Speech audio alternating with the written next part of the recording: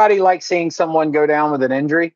It's really unfortunate. It's unfortunate both for the player and their teammates, but it's also unfortunate for the fans because we all want to see them competing against, best competing against the best. I would have loved to have seen the next Wemby Chet matchup.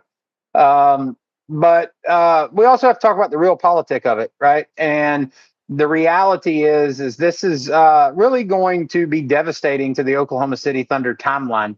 What I mean by that is, probably a couple weeks out from Isaiah Hartenstein coming back and them having to fold him into what they're doing.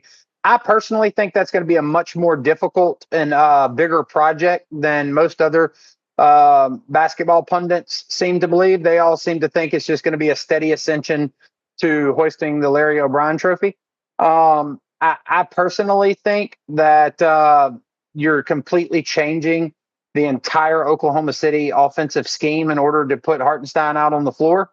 And I think that was going to be rocky, particularly with a player like Chet Holmgren, who's going to have more difficulty finishing at the rim when the paint's clogged with Hartenstein on the floor, and it was going to force him to shoot the three.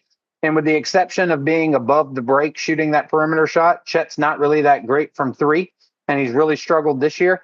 So I thought that was going to be difficult. Now what's going to happen is Hartenstein's going to come back.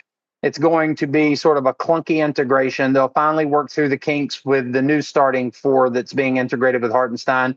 And then once that gets done, probably 4 or 5 weeks later, Chet Holmgren's going to be reevaluated and potentially come back. And then you're going to have to reboot that entire timeline and work out the kinks with Chet being reintegrated with Hartenstein on the floor. I think that's clunky. Not only that, you're going to have to figure out how to play with them together in a really condensed timeline when they're both going to be on minutes restrictions. I think that we're in a situation here where, they struggled to pull off a victory against the Clippers. And part of that was the Clippers, in my opinion, didn't do a good job of getting the ball to their center.